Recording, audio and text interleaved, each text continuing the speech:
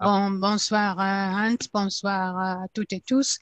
Cela me fait plaisir de t'avoir parmi nous, Hans, ce soir pour essayer de comprendre des choses qui sont assez compliquées à comprendre d'un côté du Rhin et de l'autre. L'Europe fédérale, est-ce un rêve? Est-ce que ce sera jamais une réalité? Est-ce que c'est un malentendu ou est-ce que c'est une perspective d'avenir avec laquelle nous pourrons nous arranger? Explique-nous tout, y compris les principes de subsidiarité qui font partie des systèmes fédéraux et du fédéralisme en tant que tel. Un grand merci d'avance pour tout ce que tu vas nous dire. À bien, toi. bonsoir à tous. Alors, je ne vais pas vous faire un cours de droit constitutionnel et une explication juridique et constitutionnelle du fédéralisme. Je vais essayer simplement de traiter de l'esprit de fédéralisme et bien sûr, la notion de subsidiarité sera au centre à un moment donné de ce que je vais essayer d'expliquer. Et surtout, je vais essayer de faire appel à l'histoire longue, c'est un peu un tic de ma part en général. On va remonter très loin dans le passé pour comprendre la fixation d'une mentalité fédérale en Allemagne et d'une mentalité non fédérale en France. Donc les racines profondes, c'est pas un fait de culture, ces racines profondes, c'est plus le résultat de nécessité, de besoins qui ont fait que dans les différents pays se sont constituées des institutions différentes et un esprit différent de ces institutions. Donc on ira aussi aux sources géographiques, économiques, géopolitiques du fédéralisme germanique par opposition à l'unitarisme français. Et ça permet de mieux comprendre les différences actuelles, de remonter au passé, entre nos deux sociétés, entre nos conceptions différentes de la nation et du peuple, nos façons différentes de faire de la politique et de gouverner. Les Français ont du mal à comprendre l'esprit fédéral et d'ailleurs vice-versa.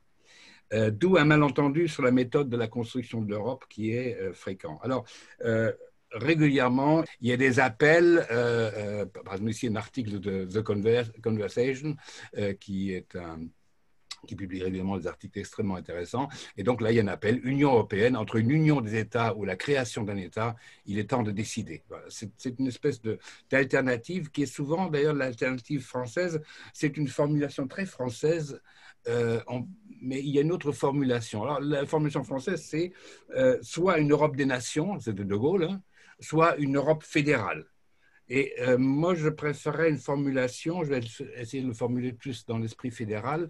Est-ce que nous voulons une Europe à la française, une Europe romaine, une Europe à la Napoléon, centralisatrice et souveraine en tout, ou est-ce que nous voulons une fédération qui garantit la sauvegarde d'une partie de la souveraineté de chacun des membres? Donc, une fédération des nations. Voilà, vous avez là une belle opposition entre deux façons de voir les choses. L'Europe fédérale pour les Allemands, c'est au fond une fédération de nations, mais ce n'est pas l'Europe des nations. Alors j'étais au moment de la campagne, de la dernière campagne pour les européennes, j'étais invité au mouvement européen à Cabourg et j'ai rencontré un nombre de jeunes gens enthousiastes, des Européens, des fédéralistes, ils se disaient fédéralistes, hein, et dans la discussion avec ces jeunes qui avaient plein d'idées est tombée l'idée par exemple qui est pour que nous soyons tous européens, il faudrait déjà qu'on ait un bac commun. Ah, la belle idée. Et là, l'allemand que je suis se dit, das ist eine Schnapsidee. Ça, c'est une idée de Schnaps. Ce sont ces idées qu'on a en fin de soirée, quand on est passé aux alcools blancs, des idées un peu absurdes où les autres disent, oh, ne, c'est la fausse bonne idée, pas ça. Hein, ou quelqu'un dit, Arthur. La Schnapsidee, c'est la fausse bonne idée. Quand ce genre d'idée est émise, Motti est sceptique. Schäuble également. AKK est très sceptique. Et Michel aussi. Michel, je ne sais pas si vous le connaissez, mais c'est la caricature que les Allemands font des Allemands. Donc le citoyen allemand est également un peu sceptique. Et ça énerve les Français. Quand le président propose une belle idée d'armée européenne, AKK répond on va faire un porte-avions. Voilà. Et donc ça agace les Français. Et il faut comprendre que pour les Allemands, l'idée d'un bac européen, c'est une Schnapsidee. dans la fédération allemande, on n'a même pas un bac allemand. Comment voulez-vous qu'on fasse un bac européen si on n'a pas vraiment un bac allemand? Chaque land a des règles différentes au niveau de son éducation nationale dans les Länder. Et on arrive à s'entendre sur quelques principes fédéraux communs, mais chacun passe le bac dans son établissement et ils sont tous différents. Donc, si on n'arrive même pas à faire ça, est-ce une raison pour désespérer l'Europe? Pareil, les Français aimeraient bien qu'on ait une politique industrielle commune, mais on n'a même pas une politique industrielle allemande. C'est Cohn-Bendit qui l'a dit un jour. L'Allemagne n'a pas de politique industrielle, l'Allemagne a des industriels. Danny Cohn-Bendit, elle a des industriels et il voulait parler du Mittelstand. Je dis au passage, c'est une conférence que je fais souvent sur le Mittelstand, sur cette couche économique allemande, typiquement allemande, mais bon, elle est également suisse, elle est autrichienne, hollandaise, etc. C'est la bourgeoisie de l'Europe centrale. Alors, en fait, nos deux pays ont deux logiciels économiques différents. Les Français sont dans le mercantilisme traditionnel français, les Français sont des colbertistes. Colbertiste, ça veut dire que l'État participe à l'économie, il met en quelque sorte la main dans le cambouis. Les Allemands, les Hollandais, les Suisses, l'État ne s'occupe pas de l'économie. Par contre, l'État met à la disposition des industriels, de l'économie, met à leur disposition la graisse. C'est eux qui mettent la main dans le cambouis, mais on leur fournit la graisse. Voilà, c'est une image pour faire un peu la comparaison entre l'État qui se met de l'économie et l'État qui est considéré comme étant celui qui doit favoriser l'éclosion de l'économie. Deux visions totalement différentes, d'où pas de politique industrielle pour les Allemands. Et alors, s'il n'y en a pas pour l'Allemagne réellement, on peut en avoir pour l'Europe. Autre fantasme français presque jacobin, très romain, d'une certaine manière, centralisateur, une Europe sociale. Alors, si vous demandez à un Allemand, il est mitigé, mais si vous demandez à un Suédois, il vous regarde des grands yeux. Schnapsidee. Le social, c'est avant tout l'affaire des partenaires sociaux et, si possible, locaux. Donc, l'idée d'une Europe sociale est une idée bizarre. Une solidarité européenne, vous avez vu les résistances des Allemands, tant qu'il n'y avait pas un fléchage de cette cagnotte. Si c'est pour dépenser de l'argent au cas où il y a une catastrophe, non. Il faut que l'argent, comme pour une banque, la banque ne vous prête pas pour vos frais de fonctionnement, la banque vous prête pour vos investissements. Donc, une solidarité européenne, oui, mais à condition de savoir pourquoi faire au juste. D'où nombre de blagues en Allemagne sur les eurobonds. La dame, là, au bord de la plage, il y a un bateau qui coule, elle dit vite la hotline des dons d'aide. Une vision très méprisante de l'idée de eurobonds qui pourrait sauver les gens de la noyade. Autre blague qu'on a faite sur les eurobonds en Allemagne, vous avez Blanche-Neige, ici c'est Madame Merkel, et c'est Draghi qui vient avec les eurobonds qui sont en fait des pommes empoisonnées. Alors voilà, notre président a eu ce qui pour certains en Allemagne est une Schnapsidee, l'idée de l'armée européenne. C'est une super idée, mais alors si on la met à l'épreuve, par exemple, d'une fédération qui a essayé de faire une armée, il y a quelques petites leçons à prendre, et on va prendre l'exemple du très long chemin vers une armée allemande commune. On pourrait dire, pour résumer, c'est 955 ans d'usine à gaz. Le Saint-Empire est fondé en 962 et jusqu'à 1422, cette unité, cette fédération n'aura aucune armée et on arrivera enfin en 1422 à faire ce qu'on appelle le Reichsmatrikel du Reichstag de Nuremberg où on énumère un certain nombre de conditions de mise en commun des forces armées qui sera complété par une géographie de ces forces communes et même en 1681, donc quelques temps après, beaucoup de temps après, même par une espèce de règlement, de façon de constitution de l'armée impériale. Voilà à quoi ça ressemblait en 1681, les contributions des différents États qui disposaient d'une armée conséquente. Et quand vous regardez les chiffres à droite, tant en cavalerie qu'en infanterie, l'armée impériale, l'armée commune, l'armée de l'Empire représentait 40 000 hommes, ce qui est totalement ridicule. Les Autrichiens étaient parmi les plus gros contributeurs et derrière eux, les plus gros, c'était des États comme la Souabe, le Bourgogne-Reichskreis, etc. Tout ça, au fond, c'était totalement ridicule. Alors en 1815, ça devient autrement plus sérieux. Là, tous les États allemands s'entendent à l'intérieur de la fédération allemande créée en 1815, ils s'entendent sur une armée de 300 000 hommes, c'est autrement sérieux, qui est conçue d'abord comme une protection contre une invasion française, parce qu'on avait l'habitude que les Français viennent se balader tout le temps. Donc Waterloo fait que Napoléon s'en va, et pour que rien ne revienne, une armée de 300 000 hommes. Le Conseil de l'Assemblée fédérale élit d'ailleurs même un général en chef de cette armée, mais les commandants des différents corps sont nommés par les gouvernements de chacun des États. Et cette armée se dissout forcément après le conflit entre la Prusse et l'Autriche, qui se termine par la bataille de Königgrätz, en français c'est Sadova. Alors voilà à quoi ça ressemble en deux tableaux. Hein. Vous voyez que chacun des États, le second tableau, c'est l'ensemble des États qui vont contribuer.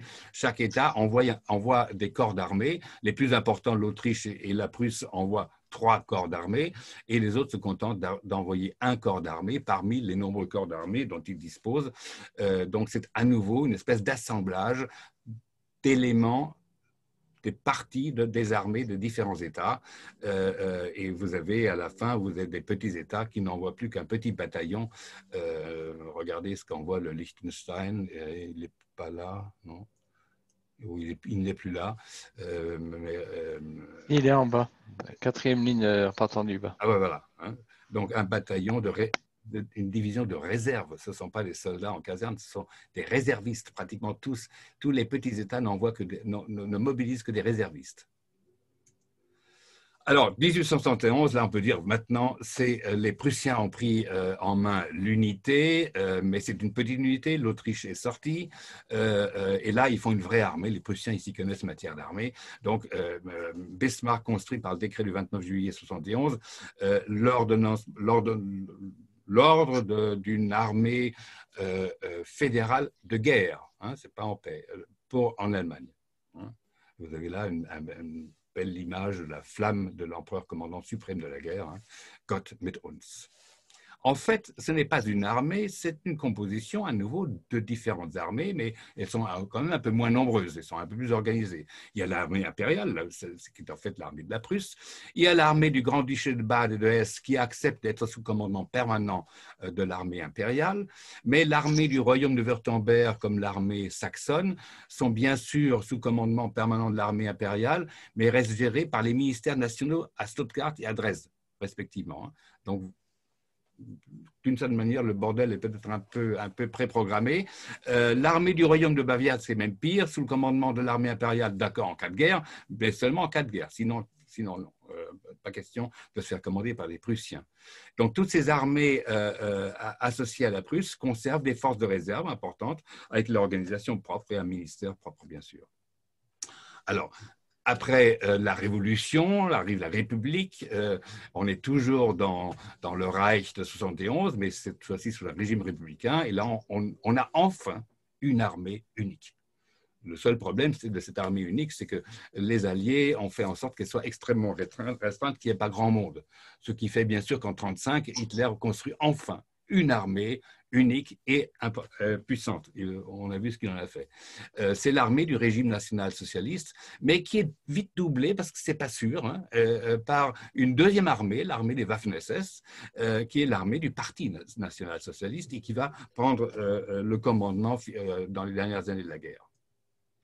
Alors, maintenant, on est rassuré. En 1955, on a enfin en Allemagne une armée fédérale.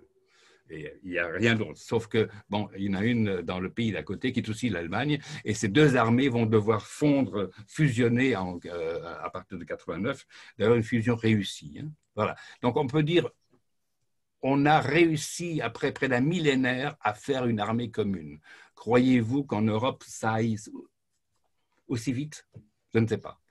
Autre élément de malentendu permanent, que les Français ne comprennent pas le fédéralisme, parce qu'il arrive que on est à négocier ensemble, comme par exemple pour les coopérations transfrontalières. Et là, il y a un État-nation, la France, avec ses régions, et qui négocie avec des nations allemandes qui sont le Palatinat, la Sarre, le Luxembourg, la partie wallonne de la Belgique. Il y a eu là, par exemple, une tentative de coopération transfrontalière avec la région de l'Est et de l'Alsace.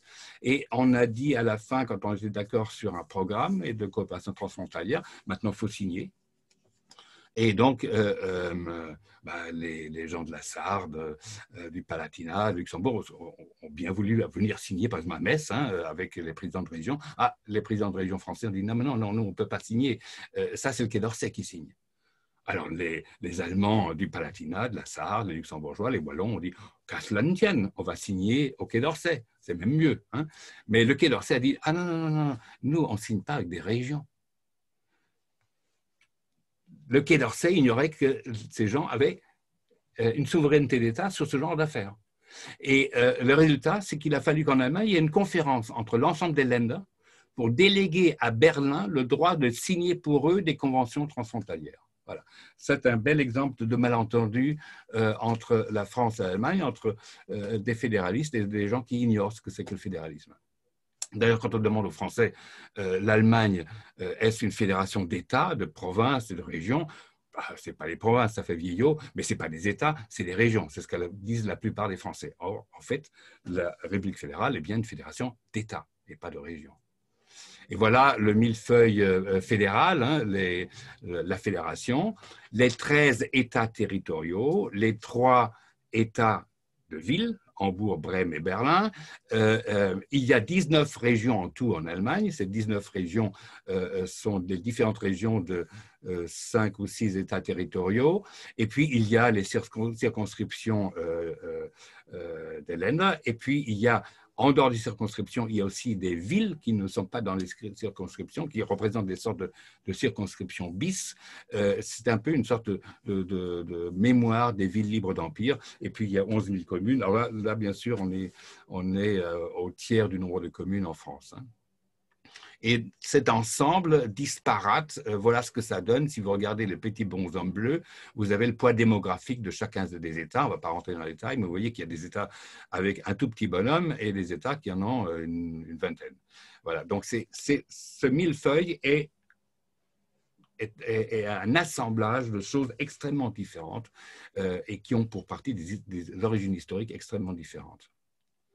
Pareil, quand on pose la question aux Français, et avant 1949, est-ce qu'il y avait d'autres fédérations que la République fédérale actuelle? En Allemagne, ils ne savent pas, ils pensent, ils cherchent, mais ils ne trouvent pas. Et en fait, ils ne se rendent pas compte que l'ensemble de toutes les formes d'unité allemande ont toujours été des systèmes fédéraux. Le Saint-Empire romain est une fédération.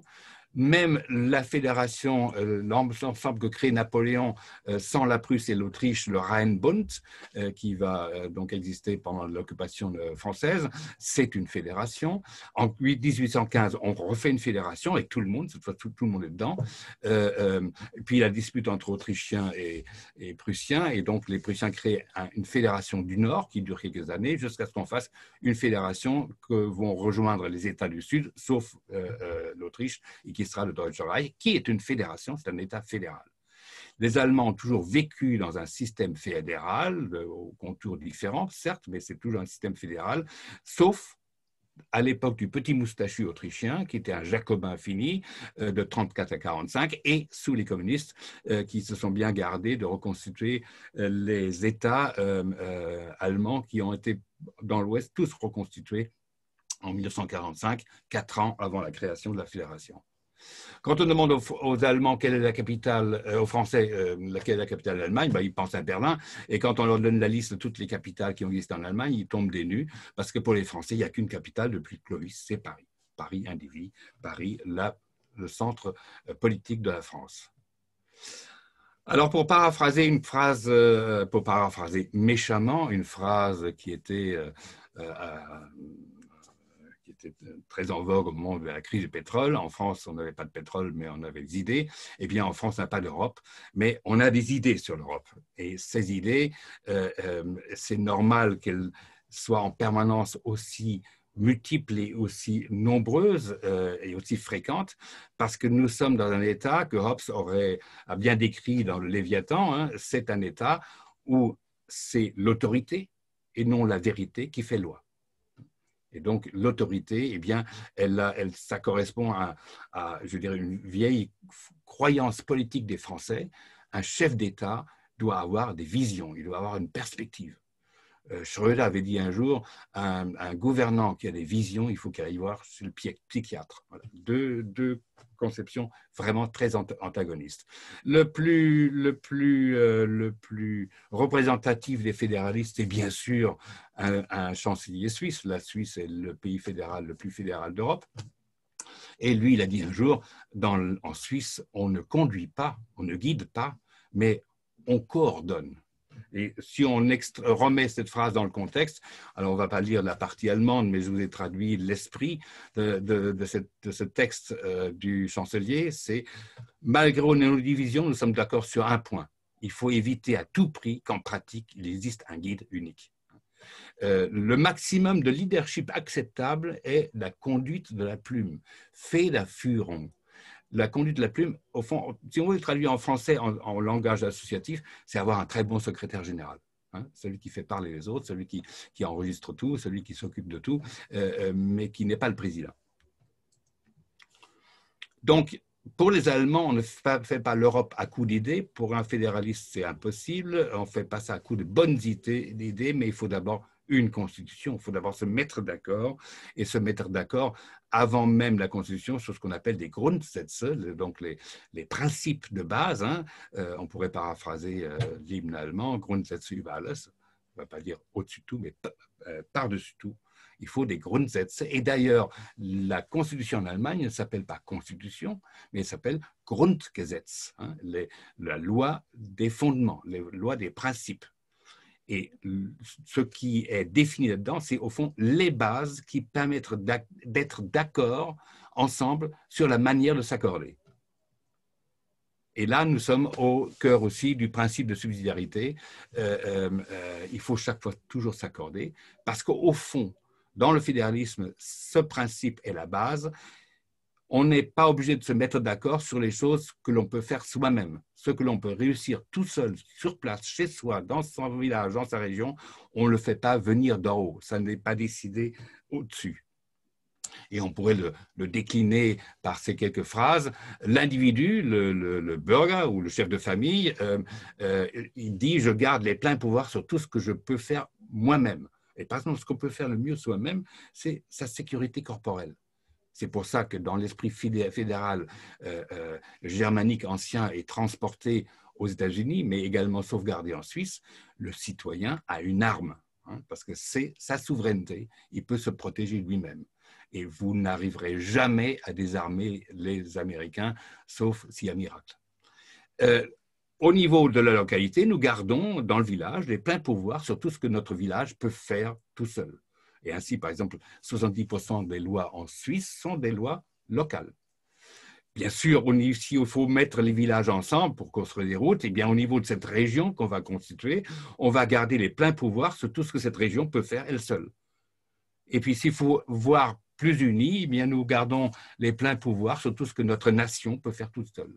Et si ces nations ont besoin de s'accorder, eh bien, nous garderons les pleins pouvoirs sur tout ce que notre fédération peut faire toute seule. Ça, c'est une déclinaison du principe de subsidiarité qui est totalement étranger à la France, puisque en France, le local, le régional, n'a de pouvoir que celui qui est donné par le centre, donc par en haut. Donc là, on a deux respects de la souveraineté qui ne sont pas tout à fait les mêmes concepts de souveraineté. Pour les Français, c'est simple. Hein. Qui est souverain? Le peuple. C'est une abstraction archi simple avec laquelle on peut faire tout et un peu n'importe quoi, mais ça a le mérite d'être simple et clair. Pour les Allemands, le souverain, c'est Michel, c'est d'abord l'individu, et puis ensuite, il y a tous les autres. Alors, Michel, c'est intéressant de regarder un peu Michel, c'est la caricature de l'allemand faite par les Allemands. Les autres caricatures des Allemands en tyrolien, mais jamais en Michel. Michel, c'est l'emblème de l'unité allemande, un des emblèmes cachés de l'unité allemande, c'est Saint-Michel, hein, c'est celui qui est le sauveur. Hein. Donc derrière cette espèce d'allure un peu modeste du pauvre bougre avec son bonnet de meunier, se cache en fait un orgueil démesuré qui de temps en temps éclate en Allemagne. On l'a eu récemment, hein, entre 1934 et 1945. Ce Michel, il a été caricaturé au XIXe siècle par les républicains qui trouvaient que le burga était singulièrement endormi. Au printemps, il a un bonnet phrygien, il s'inspire de la Révolution française. En été, il se repose et en automne, dans le Spätjahr, il s'endort. Hein. Donc, c'était une critique sur ces Allemands qui acceptaient l'autorité de l'aristocratie. Et vous voyez que le bonnet qui tombe là sur le côté, à droite, en fait, c'est le bonnet dégonflé, c'est le bonnet phrygien dégonflé. Alors voilà, le héros germanique par définition, c'est le citoyen soldat. Hein. C'est pas le soldat laboureur, hein, comme c'était dans l'armée romaine, c'est le citoyen soldat. Et là, vous avez un bel exemple, c'est un Suisse. Il a tout son pactage, son arme, et il va se rendre aux manœuvres du dimanche au milieu du village. De ces niveaux de solidarité, de ce principe, eh bien, il y a une multiplicité d'identités chez les membres d'une société fédérale, contrairement à ce qui se passe en France. Dans tous les États, bien sûr, il y a la famille, il y a l'individu, la famille, la maison, il y a la commune, il y a le pays dans lequel, la Heimat, diraient les Allemands, la Landschaft dans laquelle on est né, la région, la nation, l'Europe. Pour les Français, c'est relativement simple. On a un livret de famille, une nationalité française, et les autres niveaux d'identité sont un peu folkloriques. Hein. Pour les Allemands, pratiquement, inconsciemment, tous ces niveaux d'identité sont à équivalence. Hein. Donc, on est d'une famille, d'un Heim, on est d'une Gemeinde, c'est très important de participer à la Gemeinde, ne serait-ce qu'au niveau associatif. On a une Heimat, on a un Land, la Bavière, et puis on a un Bund, et puis on a l'Europe. Et tout ça, c'est à peu près équivalent. De cette complexité, il faut la gérer et il faut avoir des règles, hein, on le disait tout à l'heure. Et donc, s'il faut des règles, eh bien, le droit prend une importance énorme dans les pays germaniques et on le voit un peu dans cette espèce de triptyque qui correspondrait à liberté, égalité, fraternité français. C'est dans le troisième vers de l'hymne national. Einigkeit und Recht und Freiheit. Ce qui est central, c'est le droit, pas l'égalité. Freiheit, c'est garder sa souveraineté. Recht, c'est la base juridique commune qui fait parler. Accessoirement aussi, l'allemand, la langue commune, fait bien sûr de la possibilité de converser ensemble et de légiférer ensemble. Et puis Einigkeit, c'est pas l'unité, c'est l'accord, c'est le consensus. Wir sind einig, nous nous mettons d'accord. Alors voilà, j'ai essayé de décrire un peu l'esprit fédéral allemand. Il y a un petit livre là sur le fédéralisme allemand et le centralisme français de Thomas Riboulet. Ça mérite donc des livres, ça mérite aussi une histoire et c'est en fait une très très longue histoire et ça va rentrer un peu dans mes tics habituels, remonter dans l'histoire lointaine et on pourrait résumer cette opposition des fédéralistes aux non-fédéralistes, c'est le combat contre Rome. Finalement, c'est peut-être toute l'histoire allemande peut se résumer dans le combat contre Rome et on va remonter au début du combat contre Rome. Alors, qu'est-ce que c'est Rome? Rome, c'est, on va le dire d'une manière un peu méchante, hein, Rome, la constitution de l'Empire romain à partir d'une petite ville dans le Latium, ça repose sur un deal mafieux. Un deal mafieux, ça consiste à dire écoutez, je vous laisse la paix, je vous garantis même la paix, je vous garantis même la protection par rapport à vos ennemis, mais vous me payez un impôt pour ça. Et donc, c'est comme ça que Rome a progressivement construit l'Empire en ingérant des gens qu'elle a pas vraiment vassalisés, non, elle leur a promis la citoyenneté romaine en échange d'un impôt. Et ça a créé cette unité, ce vieux rêve unitaire réalisé pendant un certain temps de l'Empire romain, même une union entre l'Est et l'Ouest, entre le Nord et le Sud. C'est le monde entier, au fond, qui a été réuni, sauf que ça a eu ses limites. Hein. Les limites, c'était en fait économiquement les limites de l'économie domaniale. Hein. L'Allemagne, c'était pas intéressant. L'Atlas, c'était pas intéressant. Les pays d'Europe centrale, slaves, c'était pas intéressant. Rome s'est réduit à cette carte qui est la carte des grandes routes commerciales romaines. C'était les limites du deal romain. Ça n'a pas pu aller plus grand, plus au-delà. Et par-dessus le marché, à l'intérieur, ça s'est plus ou moins délité régulièrement. Toujours est-il que ce grand ensemble, il fallait d'abord le garantir au niveau des frontières. Il fallait éviter que les gens viennent dans cet empire faire des pillages. Et donc, pour garantir les frontières, on avait des fédérés, des federati. C'était des roitelets, des chefs de guerre périphériques, syriens, germaniques, qui offraient leurs troupes en échange de paiement pour protéger les frontières romaines. Une amitié intéressée en quelque sorte. Hein. Mais l'unité romaine n'étant plus tout à fait assurée à l'intérieur, parce qu'il y avait en permanence des gens qui cherchaient à s'emparer du pouvoir, qui cherchaient un pouvoir régional qui cherchaient au fond une issue fédérée à cette unité un peu pesante qu'avait parachevé l'empereur Constantin, eh bien, comme ça se délitait un peu à l'intérieur, Flavius Valens, qui est un des héritiers de Constantin, qui était un chrétien, mais d'une tendance particulière, les arianistes, a négocié avec les Visigoths, qui étaient donc au nord de la Grèce. Il a négocié avec les Visigoths une entente qui faisait que les Visigoths étaient intégrés et pouvaient même être accueillis sur le sol romain. Ce n'était plus des fédérati extérieurs, mais c'était des troupes de police internes à l'Empire.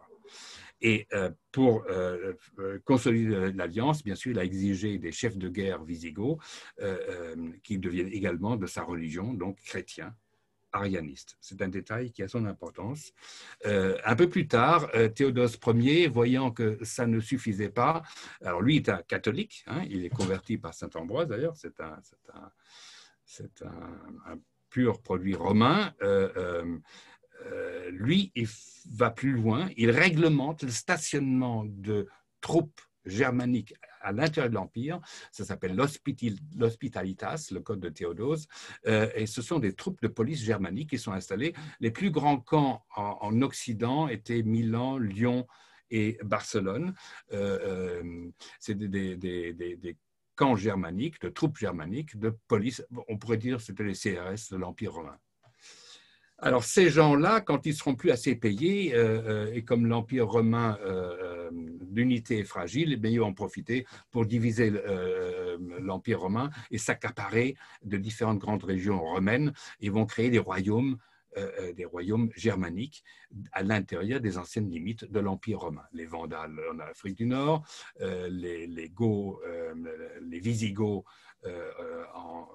dans le sud de la France et en Espagne, les Ostrogoths en Italie, et puis de l'autre côté reste l'Empire d'Orient qui, lui, continue à vivre sa vie romaine. Dans cette configuration de partage de l'Empire, les Francs, au départ, là on les voit sur cette carte, on les voit déjà en France, mais au départ, ils étaient quelque part dans le Nord, ils étaient peanuts. Et donc, pour prendre leur part qui ne leur avait pas été donnée par Rome, ben, ils ont décidé une autre stratégie. Ils ont dit, nous ne sommes pas des chrétiens arianistes qui peuvent dire à l'empereur nous te protégeons, l'empereur devenu un pape en quelque sorte, nous te protégeons, mais nous ne t'obéissons pas parce que nous sommes bien sûr chrétiens, c'est pour ça qu'on te doit solidarité, mais nous sommes arianistes et nous ne sommes pas catholiques.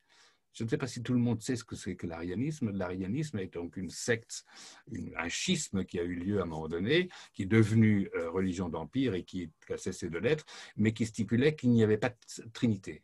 Il n'y avait que Dieu. Hein, il n'y a de Dieu que Dieu. Et Arius, c'est un évêque oriental. Donc l'idée qu'il n'y a de Dieu que Dieu est une idée à la fois très orientale, qui a été reprise par l'islam, mais aussi, plus tard on le verra, une idée très protestante. Donc,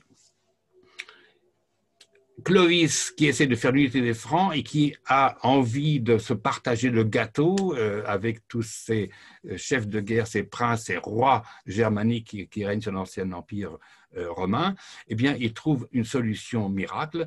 Il se fait catholique, il sort de cette espèce de dualité arianiste contre catholique, il se fait catholique, il se fait accepter par la noblesse romaine ou gallo-romaine en Gaule. Il arrive à facilement conquérir la Gaule, à expulser les Burgondes, expulser les Visigoths, et il crée un premier nouvel empire, un début de nouvel empire romain en France. On dira de Clovis, une sorte de Louis Ier en quelque sorte, parce que Clovis ça veut dire Louis, hein, on dira de lui que c'est un nouveau Constantin. Alors bien sûr, comme les Francs, c'est quand même, ils ont un atavisme germanique fédéral en quelque sorte. Ben, à sa mort, ben, on partage cet empire de Clovis, qui est un empire romain unitariste. On va le repartager en petits royaumes entre ses fils. Ce qui va créer donc une énorme division à laquelle Charlemagne mettra bien sûr la fin, et Charlemagne aussi, à nouveau Constantin, va retourner à l'ordre romain, à l'ordre unitariste et à l'ordre dynastique romain, catholique. Bien sûr, à sa mort, il n'a qu'un fils, Louis le Pieux, mais Louis le Pieux, lui, a 3 fils et qui vont refaire le même coup que les enfants de Clovis. Ils vont se partager l'Empire en disant OK, Lothaire l'aîné, c'est l'empereur, on est d'accord, Louis le Pieux l'avait exigé, mais nous sommes des rois aussi importants que Lothaire. Lothaire, finalement, ça va être le roi au centre de 2 royaumes, la Francie orientale, la Francie occidentale, et ce centre du vieux frère Lothaire qui a le titre d'empereur va être grignoté de part et d'autre à travers différentes batailles et différents traités, Verdun, Mersen, et finalement le domaine de Lothaire va plus ou moins disparaître, être partagé entre les 2 Francies de l'Est et de l'Ouest. Et là, puisqu'il n'y a plus que 2 rois et pas d'empereur, eh bien Charles le Chauve, en France, réclame la légitimité impériale et dit des 2 royaumes unis, je suis l'empereur. Charles le Chauve veut prendre la suite de Charlemagne. Et là, c'est le fils de Louis le Germanique qui n'est pas d'accord et il va battre à plate couture Charles le Chauve qui devra, la queue entre les pattes, rentrer chez lui à la bataille de Dandenach en 876. Ça, c'est la fin de cet affrontement armé entre 2 légitimités, la légitimité unitaire catholique représentée par les Carolingiens, les Francs de l'Ouest, et la légitimité des grands-ducs fédérés que sont les Saxons, etc., tous les gens qui sont de l'autre côté du Rhin et qui n'acceptent pas une autorité au-dessus d'eux. Et donc, ça va se terminer en 911 par l'élection de Conrad Ier, roi de Germanie, qui va être sacré par le pape, donc le reliquat de l'ancien empereur. Et cet empire qui va élire un roi, c'est un empire des grands-ducs. Hein, c'est le début du Saint-Empire romain, c'est la Francie orientale post-carolingienne, et au fond, c'est une république aristocratique, hein, parce que le roi est élu. Le roi de Germanie est élu, et une fois qu'il est élu roi de Germanie et roi de Rome, il est couronné empereur. C'est un Reich non dynastique. Même si par la suite, il y a eu des fils d'empereurs qui sont devenus à leur tour empereurs, il n'empêche que ce n'était pas obligatoire. Ils étaient élus par le reste. Donc, toute l'obsession de l'aristocratie, de la grande aristocratie germanique, qui n'était pas initialement dans l'Empire romain, qui n'était que les alliés, c'est de rétablir la légitimité première des duchés, de ces chefs de guerre qui se partageaient le territoire. Quand on regarde dans les grandes familles, dans les grandes dynasties germaniques en Allemagne et même en Europe, ben on s'aperçoit que ces gens, ces fédéralistes qui ont créé le contre-empire à l'empire carolingien, le Saint-Empire romain, ils viennent comme d'un mouchoir de poche de grandes familles qui étaient les familles qui vivaient, qui avaient le pouvoir sur les limites de la Rome antique. Hein. Ils viennent tous de là, hein, que ce soit les Carolingiens, les Capétiens, la famille royale française vient de là. Plus tard, les Autrichiens, ben, c'est des Habsbourg, la région de Bâle. Hein. Les Prussiens, c'est le Hohenzollern, c'est juste derrière la Forêt-Noire. C'est dans ces familles qui négocient en permanence avec les Romains, en quelque sorte, qui vont aussi être les moteurs politiques du Moyen-Âge. Et de quoi s'agit-il finalement dans cette espèce d'opposition entre Rome, l'idée romaine et l'idée fédérale? C'est la maîtrise de l'impôt. Est-ce que je garde l'impôt chez moi ou est-ce que je le donne, hein? Qui encaisse quoi pour faire quoi, hein? Et pour se rétribuer, bien sûr, hein? Et là-dedans, la stratégie des empereurs élus, elle sera une stratégie, je dirais, de compromis permanent. Il faut qu'ils fassent la balance entre les grands-ducs qui s'estiment aussi légitimes que l'empereur, les comtes, les évêques, bien sûr, les évêchés romains sur terre allemande, et puis aussi les villes d'empire qui sont la survivance de ce qu'on a appelé les libertés germaniques, c'est-à-dire le droit de constituer des entités et d'échapper au système aristocratique de vassalisation qui d'ailleurs a été inventé par Charles Le Chauve. Mais ça, c'est une histoire qu'on peut raconter ailleurs. Donc, au fond, toute l'histoire germanique, c'est ce combat contre Rome qui commence par les alliances, les négociations d'alliances, les ruptures avec Rome, et puis à travers tout le Moyen-Âge, la querelle des investitures, un long combat aussi autour des impôts avec Rome, et autour surtout, ce qui est derrière les impôts, c'est la nomination du clergé, hein, qui doit être à la main des ducs et non pas à la main du pape. Mais ce qui va se prolonger là vraiment directement autour d'un problème d'impôt qui est l'impôt que Rome veut prélever partout en Europe pour construire la nouvelle église centrale de Rome, Saint-Pierre. Hein. Là, les Allemands ne vont pas vouloir payer l'impôt, les Allemands n'aiment pas payer l'impôt, et donc c'est ça qui va provoquer le soulèvement dans le sillage de la réforme que propose Luther. Si on la réduit à un point, la réforme de Luther, c'est le refus de l'impôt romain. Et puis, bon, ça va se parachever, je dirais, au moment de l'unité prussienne, la petite unité, hein, sans les catholiques autrichiens, mais avec les catholiques bavarois et surtout avec les évêques romains sur sol allemand. Et là, l'obsession des Prussiens, c'est limiter définitivement la souveraineté du Vatican sur les terres allemandes. Donc, voilà l'histoire de ces deux, on pourrait dire, deux logiciels différents, deux visions antagonistes. On a pensé à très grand trait, mais il faut comprendre pourquoi c'est né. Et donc, on va essayer de voir les bases lointaines de cet antagonisme entre deux logiciels politiques qui vont, on va voir, ce sont aussi deux logiciels économiques. Alors, grosso modo, pour caricaturer à l'extrême, vous avez le monde latin, c'est un monde gallo-romain, sud de l'Angleterre, Italie, le nord de l'Afrique. Ce sont des grands espaces ouverts, une partie de l'Espagne. Ce sont des sols riches dans des climats tempérés et sur ces sols se constitue une agriculture domaniale parce qu'il y a des surplus en masse et on va pouvoir faire du négoce avec les surplus, faire du commerce avec le monde entier.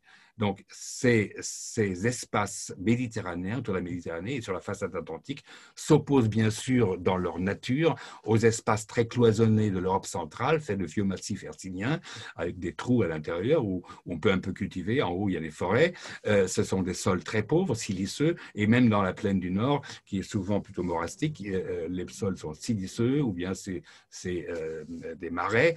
Le climat est rude, le climat est continental, et autant il y a de surplus en masse en Gaule, en Italie, en Afrique du Nord, autant dans ces pays d'Europe centrale, il y a une pénurie permanente. Hein. On arrive à cultiver à peine ce qui permettra de survivre pendant l'hiver jusqu'aux récoltes suivantes. Alors, on ne peut pas vendre les produits des récoltes. Autrement dit, le monde latin, le monde gallo-romain, le monde du sud de l'Angleterre, c'est un monde de richesse d'été. À la fin de l'été, on fait des récoltes. On a un paquet on se fait des couilles en or, comme on dirait plus vulgairement en français, on se fait un paquet sur la table. Hein. Les paysans, l'agriculture de cette Europe centrale, elle ne peut pas vendre des produits dont elle a besoin pour passer les longs hivers. Alors pour faire de l'argent, parce qu'il faut bien faire de l'argent pour acheter des armes, pour payer les impôts, etc., eh bien, ce qu'elle fait, c'est qu'elle produit l'hiver dans les fermes. Les fermiers deviennent des petits artisans qui produisent souvent des petites séries d'objets très chers, avec de la métallurgie, de la bijouterie, etc. Et c'est une richesse d'hiver. Vous avez là deux logiques qui s'opposent, la logique domaniale, latine, contre la logique continentale, celto-germanique. Hein. D'un côté, vous avez les grands domaines sur lesquels il y a de l'esclavage, mais en Gaule, il y a aussi la mécanisation parce qu'on n'avait pas assez d'esclaves. Et là, vous avez en bas, à gauche, deux images. L'une en bas, c'est sur la colonne Trajane. L'autre, c'est un dessin qui a été fait à partir de ça. C'est une machine à récolter le blé. Hein. Donc, avant l'arrivée des Romains, déjà, les Gaulois avaient les moyens de récolter, de mécaniser la récolte, parce que ça veut dire qu'ils avaient des productions en surplus. Donc, c'est un système de peigne avec un couteau qui bouge, avec les roues qui tournent, parce que c'est poussé par un mulet ou par un âne ou par un cheval, et ces couteaux donc, coupent le blé. Ça permet bien sûr d'épargner beaucoup de main-d'œuvre. Et comme on n'a pas d'esclaves, c'est nécessaire. L'autre côté, dans ces petits territoires enclavés de l'Europe centrale, eh bien, l'agriculture ne sont pas des grands domaines, mais des unités familiales, un laboureur libre qui a ses armes chez lui et qui est dépendant pour ce qu'il fait en hiver, des commerçants qui viennent lui chercher ce qu'il fait pour aller le porter dans le monde latin. Ces commerçants sont les grands éleveurs, ce sont des commerçants armés, un peu comme les Vikings, hein, et qui sont aussi ceux qui vont prêter leurs troupes aux Romains. Donc, deux logiques financières qui vont découler de ça. Quand vous faites des récoltes massives, vous pouvez vendre directement du champ aux grossistes, et quand vous avez vendu, en septembre, vous avez un grand paquet d'or sur la table, et qu'est-ce que vous allez faire de cet argent-là? Vous allez être obligé de l'investir, on ne peut pas le laisser dormir.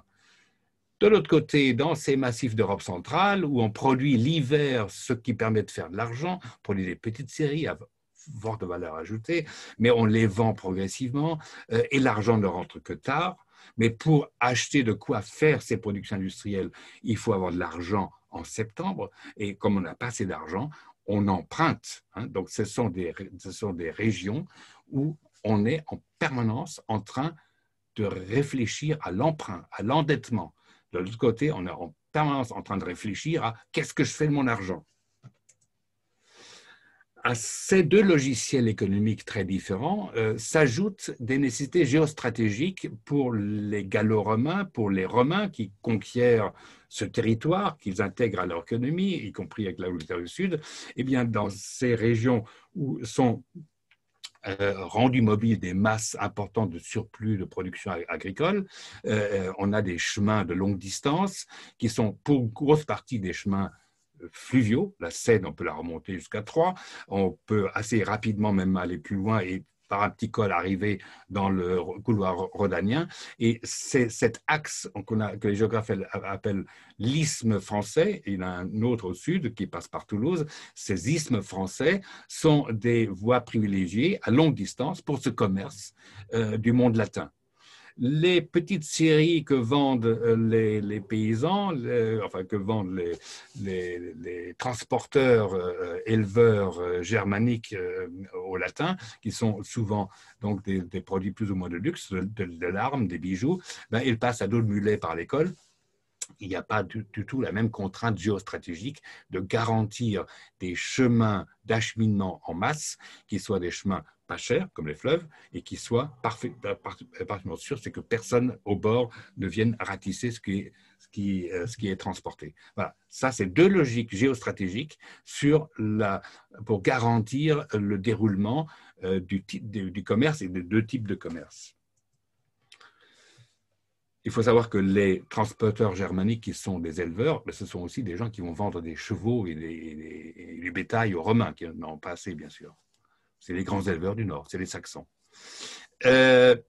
Donc, il y a deux objectifs de gouvernance immédiatement qui sautent aux yeux, c'est très différent. Quand vous avez les grands chemins qu'il faut sécuriser sur de longues distances, des grands axes commerciaux où des masses sont transportées, il faut penser uni. Il faut penser d'une certaine manière impériale. Il faut une armée puissante avec un commandement. Il faut qu'il y ait un commandement unique. Quand il s'agit simplement de protéger des terroirs de production et des chemins muletiers, le problème n'est pas du tout la même. C'est une logique de marchés locaux, de régions enclavées. On pense local. Et l'important, c'est bien sûr de se défendre. On a des milices et puis il faut garantir le droit. On a des juges locaux. Au fond, vous retrouvez dans cette logique, ces objectifs différents, vous retrouvez un peu une image de l'Ouest américain. La petite ville, le shérif, le bistrot, le juge local et les milices, ces troupes de cow-boys et de citoyens qui assurent l'ordre. C'est le logiciel Europe centrale primitif. Et donc, vous avez deux conceptions du territoire et de son unité. D'un côté, vous avez une conception d'unité territoriale ordonnée, subdivisée, avec une autorité descendante, une centralisation. Et bien sûr, la population devant cette façon de gouverner, elle a envie de se rebeller parce que c'est un peu trop, on le voit en ce moment aussi, hein, on est rebelle, mais c'est paradoxal, les Français sont très rebelles, mais ils ont quand même un culte, pour les Allemands, exagéré d'autorité centrale. Et de l'autre côté, dans l'autre univers, vous comprenez bien que là, je fais une caricature. Hein. Je donne deux schémas idéaux. Hein. C'est la vérité quelque part au milieu. Hein. Et donc, dans l'autre logique, l'ordre et l'unité des territoires, elle est faite par une alliance, une fédération, avec ce qui repose sur des consensus locaux ou supralocaux. C'est le principe de la subsidiarité. Et là, l'ordre, le mot d'ordre, c'est pas se rebeller de la part de la population, c'est comment participer. Et en même temps, il y a, paradoxalement, on participe, mais on rejette l'idée d'autorité centrale. C'est les Tea Parties. Hein. Nous sommes dans la logique des pays fédéraux et les Tea Parties américains sont extrêmement caractéristiques de cette espèce de paradoxe. Et donc, deux types de collectifs de base. Vous avez d'un côté un collectif impérial. On le voit, il est bien représenté par les troupes qui descendent les Champs-Élysées. De l'autre côté, le local, la palabre locale. Ça, c'est une représentation sur la colonne Trajane d'un parlement local germanique où vous avez lié ensemble, en consensus, les paysans et les éleveurs. Donc, de manière de gouverner, hein, impériale, consensuelle. Deux types de nations politiques, hein, la monarchie puis la république, sont une et indivisibles. Hein. Le roi était réputé être le corps de la nation. Hein. De l'autre côté, vous avez l'empire puis la république qui sont toujours des fédérations, der Bund. Hein. Binden, ça veut dire relier. Alors, pour conclure ce tableau de deux visions antagonistes, il y a quelques éléments subsidiaires. Et par exemple, la discussion sur faut-il une frontière à l'Europe? Et là, je dirais, nous sommes à nouveau dans l'ordre de la Schnapps-idée. C'est une fausse bonne idée. L'Europe, c'est un vieux rêve d'unité d'Est en Ouest, mais c'était aussi un vieux rêve d'un comportement commun, d'une politique commune, d'un esprit commun, et un vieux rêve qui est bien incarné par cet enlèvement d'Europe par Zeus. Europe est une princesse syrienne, et Zeus l'enlève et l'amène en Crète. C'est cette idée d'une union universelle. L'Europe est d'abord une idée et non pas un territoire, une idée d'union universelle. Et au fond, l'Europe pourrait très bien s'étendre beaucoup plus loin. Ça serait bien de Vladivostok jusqu'à Brest, et en incluant le Proche-Orient, etc. On peut rêver. Pour paraphraser un slogan nazi, ein Volk, ein Reich, ein Führer, le fédéralisme consiste simplement à rajouter un cas devant, pas un peuple. L'Europe n'est pas un peuple, ce n'est pas un empire et ça n'a pas de guide. C'est avant tout un moyen de recherche de solutions qu'on ne peut faire, avec lesquelles on doit faire face parce qu'on a des problèmes communs. Et donc, il faut que dans cette Europe, si on veut qu'elle fonctionne, qu'elle devienne vraie Europe fédérale, il faut d'abord qu'il y ait un système de décision à la majorité, ce que nous avons, nous, encore toujours pas, hélas. Toujours une question qui est toujours ressassée, ressortie, quid de l'Europe, de l'identité européenne. Il nous faut bien une identité européenne. On attribue à Schuman, je crois, cette phrase qu'il n'a jamais prononcée. On a fait l'Europe économique, mais on a oublié la culture. Non, c'est pas Schuman, c'est l'autre. Plus. En tout cas, celui à qui on attribue ne l'a jamais dit, parce que simplement, c'est impossible à dire une chose pareille, c'est une absurdité. La culture européenne, mais la voilà. La culture européenne sur les bases des lettres grecques et des lettres romaines, elle a toujours existé. Tous ces gens-là ont fait la culture européenne. On ne peut pas dire qu'il n'y a pas de culture européenne. Il y a bien une culture européenne. Il n'y a peut-être pas, dans la tête des gens, une identité, mais la culture est là. Alors on a dit, à défaut d'une culture,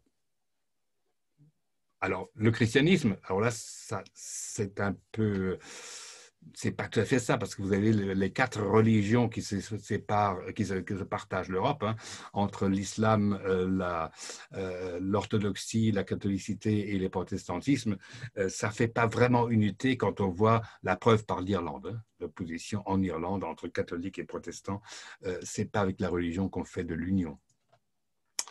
Il y a aussi un merveilleux slogan bruxellois que je n'admire absolument pas et que je trouve particulièrement absurde aussi, l'unité dans la diversité. Non, l'Europe, si c'est un principe pour trouver ensemble des solutions communes, c'est plutôt uni malgré les diversités, ça serait mieux, mais ça sonne un peu moins bien sûr, que l'autre. Notre identité, c'est notre citoyenneté européenne et nous avons tous un passeport européen. Elle serait parachevée si nous appartenions tous à une constitution fédérale commune.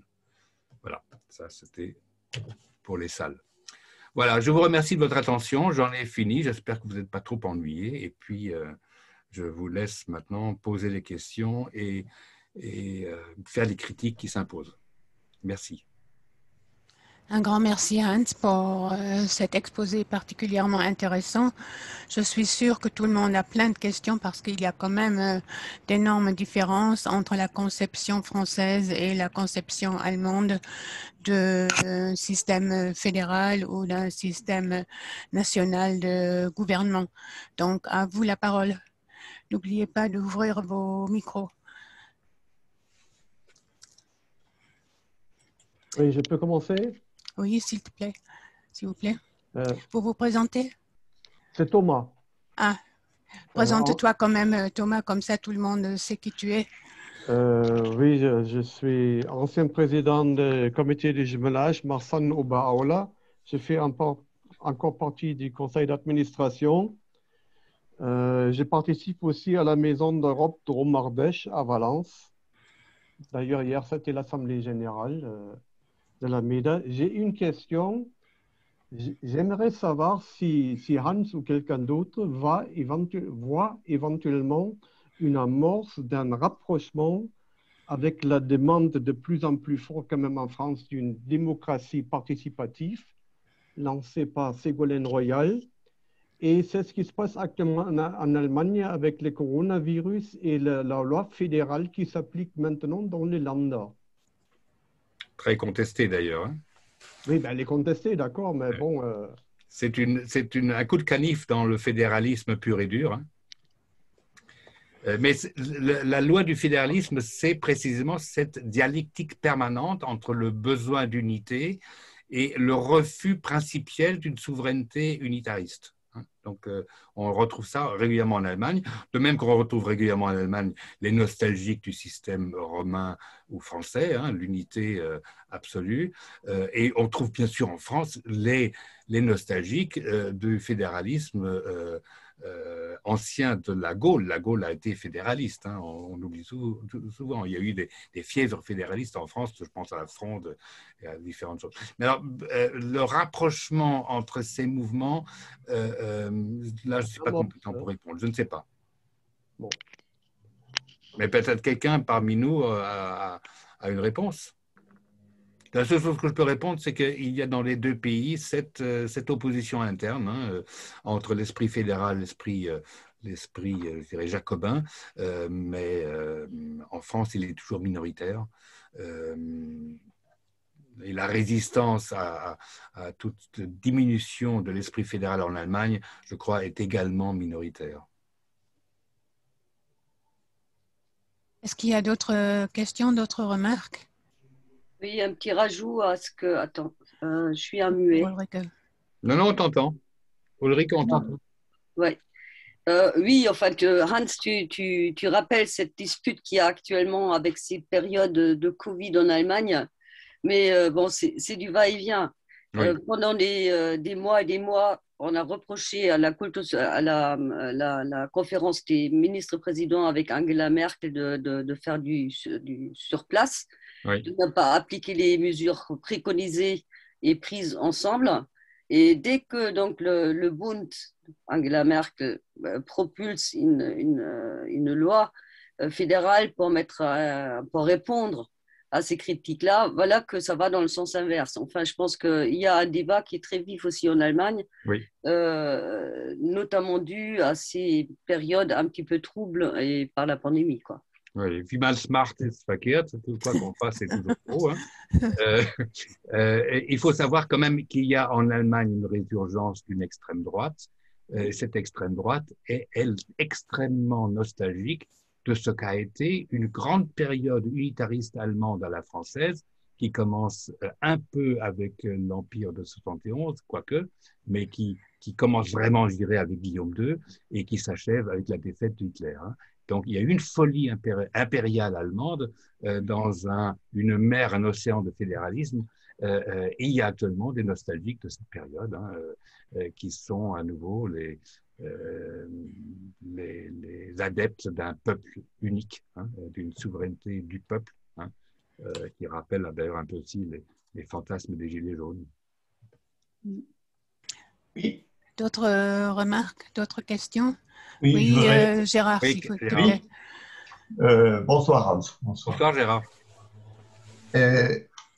Supposons que tu es un enfant qui va passer le bac, qui fait des études secondaires, et puis vous déménagez d'un land où le bac se fait en 12 ans pour arriver dans un land où le bac se fait en 13 ans. Parce que bon, j'ai travaillé dans la coopération transfrontalière. Oui.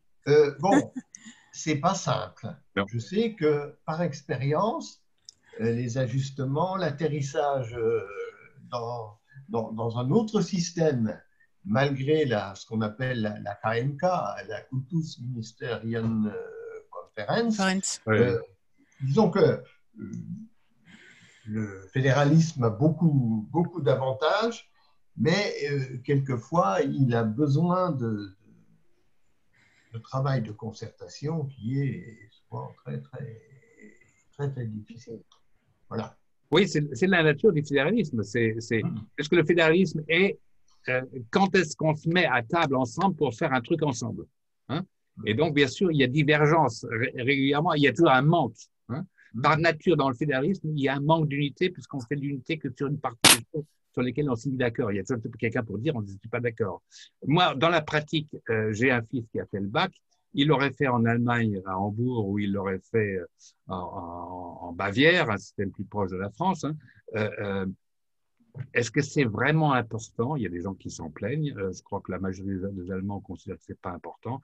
Et de fait, le bac, c'est quoi? C'est 80% des élèves qui ont un certain niveau qui leur permet de faire des études, alors qu'on le passe dans son lycée avec ses profs, ou bien qu'on le passe dans un centre d'examen à 400 dans une salle avec des surveillants qui passent avec une badine entre les rangées. Ça ne me paraît pas être un gros problème. Mais bon, on peut en faire un problème. Mais c'est une opinion tout à fait personnelle, alors là, de fédéraliste. Si nous observons la situation actuelle, je me pose quelquefois la question si le fédéralisme n'arrive pas quelque part à ses limites dans le cadre des problèmes sanitaires. Est-ce qu'il ne faudrait pas réfléchir si on ne prend pas certaines décisions à un niveau au-delà des États nationaux, c'est-à-dire au niveau européen en matière de santé, pour ensuite les adapter par conséquence non seulement aux États, mais aux régions, aux Länder, aux Kreis, etc. Absolument. Le fédéralisme, c'est toujours un manque. Donc, qu'on organise le manque au niveau de l'Allemagne comme un pays fédéral, ou de la Suisse, ou de l'Autriche, qui sont les États fédéraux, ou de la Belgique, ou qu'on l'organise au européen, c'est pareil. Hein. Effectivement, il faudrait qu'il y ait quelques directives communes, ce que les nations ne peuvent pas faire, ce que les fédérations ne peuvent pas faire. L'Europe peut peut-être le faire. Mais bon, on sera toujours... pas tous tout à fait d'accord sur ce qu'on laisse de souveraineté subsidiaire à l'Europe. C'est sûr que ce serait plus cohérent. Mais ça a été fait, par exemple, pour l'achat des vaccins.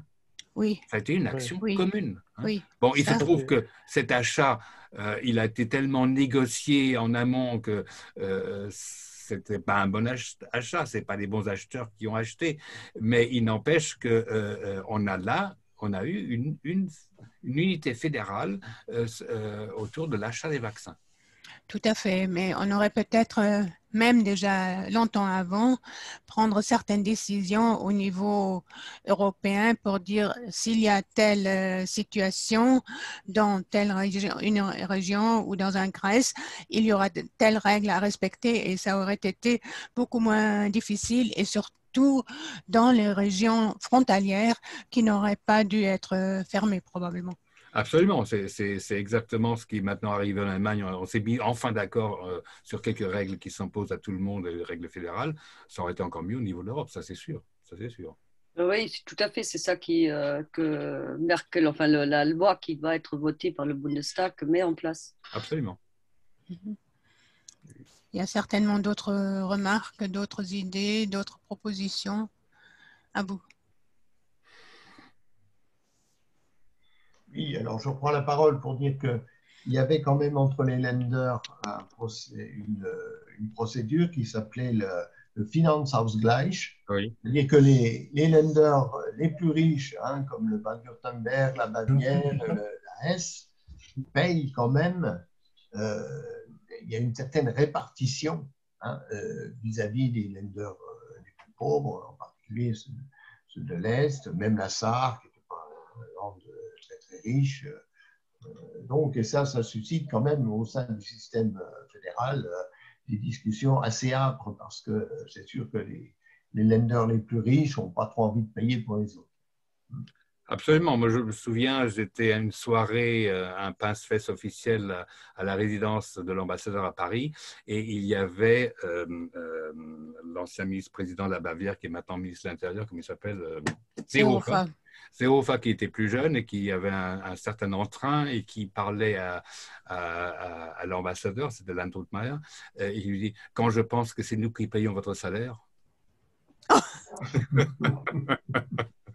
Oui, alors ça aurait dû être fait aussi au niveau de l'Europe, hein, un Ausgleich, un Nationenausgleich, un Länderausgleich, et ça n'a pas été fait, notamment dans l'affaire grecque. Hein.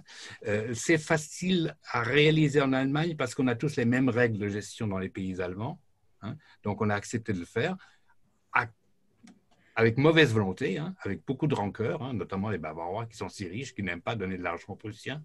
Mais on a réussi à le faire parce qu'on était d'accord sur les règles. Le problème avec la Grèce, c'est que la manière dont la Grèce gère ses finances publiques, ce n'est pas acceptable pour les Allemands. Hein. C'est la gestion de la Grèce par les grandes familles qui se divisent, et l'Église qui se divise les richesses grecques, c'est comme un peu république bananière. Donc là, les Allemands ne voulaient pas mettre de l'argent. Alors, on a beaucoup reproché à Mme Merkel de dire son niet, hein, mais parce que c'est des sommes dont on ne contrôle pas la gestion. Et déjà, dans un pays comme l'Allemagne, où on contrôle la gestion, c'est difficile de faire ce genre de répartition. Alors, quand on est dans des situations où il n'y a pas de règles communes, ça devient très difficile. Là, on voit bien la logique très différente entre une logique centralisatrice qui dit il y a de l'argent, on le distribue. Hein. Ça vient d'en haut, ça pleut. Hein. Et puis de l'autre côté, il y a des gens qui sont obsédés de la dette, de l'argent qu'ils perdent, de l'argent qu'il faut garder, hein, et qui veut. L'argent, il vient d'en bas et il faut vraiment faire attention à ses sous. Absolument. Je ne sais pas si vous avez déjà vu des Allemands payer au restaurant. Quand arrive la note, beaucoup d'Allemands recomptent ce que la note qu'on leur a tendue, et même quand la note a été faite par l'ordinateur, ils recomptent quand même. Et les Français signent sans même regarder, mettent leur code de carte bleue, vogue la galère. Il y a une attention portée à l'argent chez les gens d'Europe centrale qui est absolument monstrueuse, vue de nos sociétés, je dirais, bonnes vivantes et peut-être un peu cabliques, si on peut inventer ce terme. Oui, Hans, tu as parlé aussi de l'Europe et de ce principe de subsidiarité qui serait peut-être bon à appliquer dans certains domaines, mais je pense qu'il y en a aussi d'autres Oui. où justement les différents États se mettent des bâtons dans les roues pour une efficacité. Je pense à la fiscalité et à la fraude et l'évasion fiscale. J'étais hier soir avec une conférence de nos amis d'Europe 35 et les rendez-vous européens. Et là, c'est vraiment, c'est lamentable, si tu veux. C'est que l'État-nation tire toujours, veulent avoir le droit de décider et donc ils s'empêchent d'être ensemble forts. Absolument. Parce que c'est le principe de l'unanimité qui empêche que là, l'Europe pourrait avoir une efficacité. Tu parlais de l'armée au niveau de l'Allemagne et qui a du mal à se faire. On peut faire le parallèle avec l'armée européenne qui ne se fera pas, enfin, etc., quoi. Donc, je pense qu'il faut savoir dans quel domaine il faut appliquer quelles règles. Absolument. Oui, donc je voulais dire que si on n'arrive pas à avoir une armée européenne, ça veut dire qu'on dépendra toujours des Américains. Donc, c'est peut-être pas idéal. Et puis sinon, je voulais aussi dire qu'en France, on est d'autant plus centralisé qu'on a maintenant, enfin depuis la Constitution de 58, on a un régime présidentiel qui donne vraiment beaucoup de pouvoir au président et que ça, c'est quand même relativement récent parce qu'avant, on avait toujours eu un régime parlementaire. On a eu effectivement un régime parlementaire qui, moi, je trouve qu'il marchait bien, mais bon. Ça marchait, mais oui. Oui. Voilà, le problème, on donne le pouvoir à un homme, alors il a tous les pouvoirs, au bout de 2 ans, il est complètement critiqué, et on recommence avec un autre, etc., quoi. Mais c'est le régime parlementaire, et le régime... Enfin, là, c'est vraiment un problème en France. Oui, et ce qui est amusant, c'est peut-être une simple coïncidence, les Français ont été en régime parlementaire de 70 à 58, et les Allemands ont été en tentation impériale pendant la même période. Ça s'est arrêté un peu avant. C'est drôle. C'est comme si les choses étaient inversées, en effet de miroir. Hein. D'autres interventions? Vous avez certainement encore des questions et des remarques. Oui, moi j'en ai une. S'il vous plaît. Oui. Hans, bonsoir. Hans, à t'écouter comme ça, quand tu brasses la comparaison sur des temps millénaires, disons, moi j'ai le sentiment que les deux systèmes sont totalement irréductibles l'un à l'autre, au sens où je ne vois pas comment on peut arriver à quelque chose qui serait un dialogue à partir des présupposés, tu vois, que tu mets en avant. Bon, je suis wébérien, donc j'ai appliqué le schéma des idéotypes. Hein.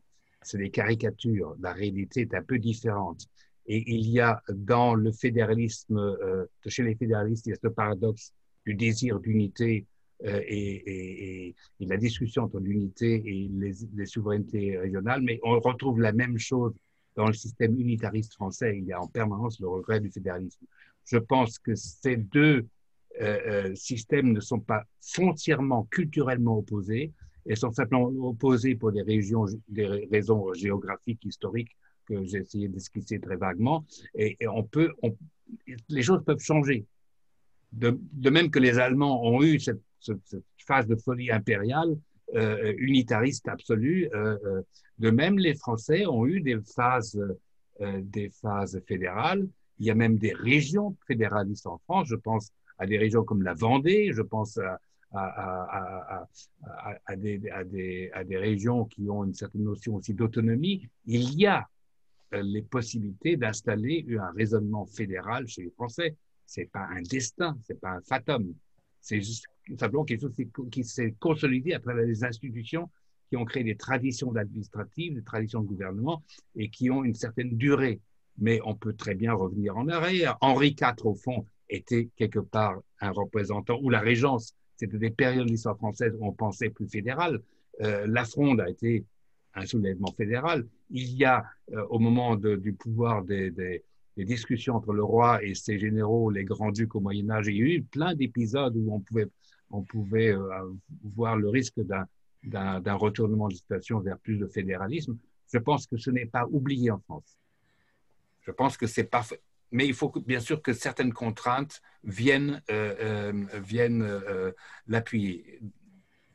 Le dialogue n'est pas impossible. Il est simplement pour l'instant très formaté par la Constitution, par la façon de gouverner, mais aussi par les institutions, et surtout les institutions. Et ça, ce n'est pas forcément éternel. Je serais optimiste. Une autre question, Hans. Qu'est-ce que tu pourrais nous recommander pour expliquer davantage et mieux les idées fédérales, le principe de subsidiarité en France, et pour expliquer mieux la conception française d'un État et de la gestion d'un État? Je vais essayer de faire de mon mieux, je ne sais pas. Pour blaguer, que je faisais la conférence dans toutes les associations. Non, je ne sais pas. Je pense que les gens changent d'idéologie, ils changent d'avis quand, sous la contrainte, les institutions sont obligées de s'adapter. On voit par exemple l'Espagne. L'Espagne était un pays extrêmement unitariste et aujourd'hui, on peut dire que l'Espagne est devenue un pays fédéraliste. Et simplement, c'est les contraintes de développement différents qui font que certaines régions ont de plus en plus réclamé une autonomie. On a vu l'Italie devenir fédéraliste, par exemple, sous le coup de boutoir des bombes posées par les Tyroliens du Sud pour enfin obtenir un statut d'autonomie. Il y a différentes situations historiques où les choses peuvent changer. Je pense qu'il faudra qu'il y ait en France un échec vraiment patent du système de gouvernement actuel, avec l'espoir que ça ne soit pas récupéré par des factieux, comme ceux qui viennent de faire une tribune dans Valeurs Actuelles, soutenue par des sécessionnistes. Hein. Pour le coup, ce n'est pas des islamistes, c'est des généraux et des officiers français. J'espère que ce n'est pas ça qui résoudra la situation. On pourrait penser qu'on résoudra la situation de cette mauvaise gouvernance parce que trop centralisée par une révision constitutionnelle. Et peut-être de là pourra naître aussi une certaine refamiliarisation des Français avec la notion de fédération. Il y a quelques remarques dans le chat. Jean-André voulait poser une question. Jean-André, oui, s'il te plaît. Oui, je voulais faire une remarque et rebondir un petit peu sur ce qu'a dit Hans. D'abord, bonsoir Hans. Bonsoir. Concernant le fédéralisme, je crois que, bon, d'abord, rien n'est perdu, mais je pense qu'on a quand même un embryon de fédéralisme en France. On a créé, à la fin du XXe siècle, on a créé les intercommunalités. Oui, qu'est-ce que c'est les intercommunalités? Ce sont des petites communes qui se sont dit on est trop petites pour gérer ça tout seul, mettons-nous ensemble. Alors c'est vrai que ça n'a pas été facile, ça a été imposé au bout d'un moment, et on s'aperçoit que les gens s'y habituent. Donc à mon avis, c'est un système fédéral. Le problème, c'est que ça n'est pas au niveau régional ou au niveau national. Et un peu à la fois, les communes s'habituent effectivement à décider ensemble. Elles ont même un système de décision, puisqu'il y a un quorum qui n'est pas l'unanimité. Et je trouve que ça m'est arrivé plusieurs fois d'expliquer un peu le fédéralisme par le biais justement des intercommunalités. Et je pense que ça prouve justement que c'est possible. Absolument, et c'est une belle preuve de mon hypothèse, à savoir qu'on peut redevenir fédéraliste quand on en a besoin. Et là, en l'occurrence, pour gérer ensemble des bus sur un grand réseau, pour gérer ensemble les ordures, etc., on a créé des organismes intercommunaux jusqu'à aller jusqu'à des intercommunalités complètes et qui sont effectivement des systèmes fédéraux. C'est bien vu. Merci. De rien. Merci Jean-André. Il y a plusieurs remarques dans le chat. Il y a Ulrich qui dit « Je pense que le désir de subsidiarité est très fort en Bretagne, Oui. unis dans ou malgré la diversité. » Il y a Annie qui répond « Je suis d'accord. » Il y a Ulrich qui dit « Pour l'Europe, c'est cette diversité qui peut faire la force, mais il faudrait de la bonne volonté et du pragmatisme géopolitique. » Oui. Il y a Jean-Claude Crémers qui dit « Comment voyez-vous le concept de région pour lequel les Français vont voter bientôt ?» Et ensuite, il y a encore une remarque d'Ulrich et ensuite, c'est… Non, allons-y, vas-y d'abord, il y a d'autres remarques qui suivent. Pour les régions françaises, c'est vraiment le système antifédéral puisque les régions sont créées par le centre, hein, même d'un coup de stylo sur une carte, M. Hollande peut rattacher l'Alsace-Lorraine aux Ardennes. Voilà, c'est une division administrative décidée par Paris, hein, alors qu'au fond, les régions sont des collectifs, hein, comme ce que disait Jean-André, les intercommunalités sont des collectifs. Donc les régions seraient vraiment des régions potentiellement fédérales s'ils étaient des collectifs décidés par le bas et non pas octroyés d'en haut. Et donc, les subdivisions administratives en France ne sont que des délégations de pouvoir de Paris à des fonctionnaires à des niveaux territoriaux différents. Et c'est l'inverse des régions fédérées. Et ce qu'Ulrich écrit ensuite correspond exactement. En France, les compétences sont octroyées par le haut. En Allemagne, c'est le principe inverse. Voilà. Et c'est cela, pour moi, qu'il faudrait inverser. Absolument. Et il y a Simon qui dit « Faut-il changer la Constitution européenne pour avoir des décisions à la majorité ?» Oui, c'est une décision qu'il faut prendre. Hein. Il y aura de véritables fédérations européennes si on a effectivement une majorité. Il n'y a pas de constitution européenne. Elle a été refusée, la constitution européenne. Non, il y a un projet de constitution européenne qui a été refusé, mais l'organisation actuelle peut être considérée comme une constitution. Ah oui, mais dans cette organisation, on a un problème. Si on compare par exemple au fonctionnement allemand, parce qu'en Allemagne non plus, il n'y a pas d'organisation constitutionnelle au sens français du terme, hein, mais il y a une organisation des compétences, le Grundgesetz. Si on prend l'exemple allemand, le Bundesrat a la possibilité de dire niet à la majorité et pas, elle ne peut pas dire oui, elle n'a pas besoin de dire oui à l'unanimité pour accorder quelque chose. Et donc, dans une fédération, il y a un Bundesrat. Hein. En Suisse aussi, il y a un Bundesrat. Et en Europe, il n'y a pas un Bundesrat, il y a un Conseil des ministres. Et ces ministres, ces représentants, enfin le Conseil des chefs d'État, et ceux-là doivent être unis ensemble. Et c'est ça qu'il faut supprimer. Il faut cesser de faire valider les décisions du Parlement ou faire amender les décisions du Parlement. Il faut avoir un outil où on vote à la majorité son accord sur ce que la majorité des représentants populaires ont proposé et décidé. Et tant qu'on n'aura pas ça, une règle de ce type-là, tant que ça se fera entre chefs d'État où aucun ne devra être en désaccord, on aura un problème en Europe. Exactement. Il y a d'autres remarques dans le chat. Il y a Ulrich qui dit « Ok, il faut changer le principe de l'unanimité dans les domaines fiscal, social en tout premier. » Très bien. Donc, en effet, je peux seulement me rallier aux conclusions générales. Merci beaucoup. C'était très enrichissant. C'était une excellente conférence. Merci, Hans. Reviens quand tu veux. Merci beaucoup. Oui. Avec Jean-Michel, on a convenu que je ferai prochainement un voyage photographique à travers l'Allemagne. Hein. Alors, ça ne sera pas le 25 ans, parce que nous aurons Francis Boulard qui présentera sa très belle conférence, mais ça sera dans la première conférence de juin, a priori. Donc, en fait, on a deux conférences au mois de mai. La conférence qui aura lieu le 11 mai avec la FAFA Bretagne et et une conférence avec Francis le 25 mai. Voilà. Et les affiches seront annoncées sur les réseaux sociaux. Là, je pense à Dimitri, mais si vous voulez qu'on vous envoie l'information directe, mettez votre email dans le chat et comme ça, on pourra vous rajouter dans nos listes d'envoi.